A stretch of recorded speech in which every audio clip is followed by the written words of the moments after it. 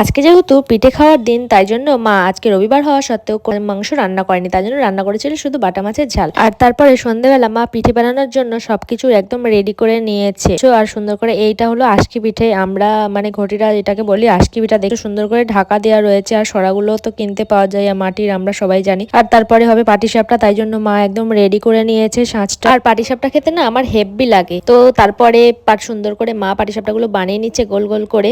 আর আমার কিন্তু গন্ধটা হেব্বি লাগে পাটিসাপটা। আর পাটিসাপটার ভেতরে যদি থাকে এরকম সন্দেশ, মানে এই সন্দেশটা না হলে পাটিসাপটা কিন্তু খুব একটা ভালো লাগে না আমার কাছে অন্তত। তারপরে মা দেখতে পাচ্ছ সবকিছু মানে আজকে পিঠেগুলো সুন্দর করে সাজিয়ে নিয়েছি, মানে সবকিছু একদম রেডি হয়ে গেছে। আর এইদিকে এই পাটিসাপটা গুলো একদম সব সুন্দর করে হয়ে গেছে। আর এদিকে পুলি পিঠে বানাবে, এই জন্য দেখতেই পাচ্ছ দুধটাকে সুন্দর করে মানে জাল দিয়ে নিচ্ছে যাতে গাঢ় গাঢ় হয় খেতে। আর এদিকে আমি প্লেটটা সুন্দর করে সাজিয়ে নিচ্ছি, এটা হলো এখন আমি খাবো আজকে পিঠে, গুড় আর পাটিসাপটা। তো এটাই ছিল আজকের মেনু। তো টাটা, দেখা হচ্ছে নেক্সট মিনিট ব্লগে।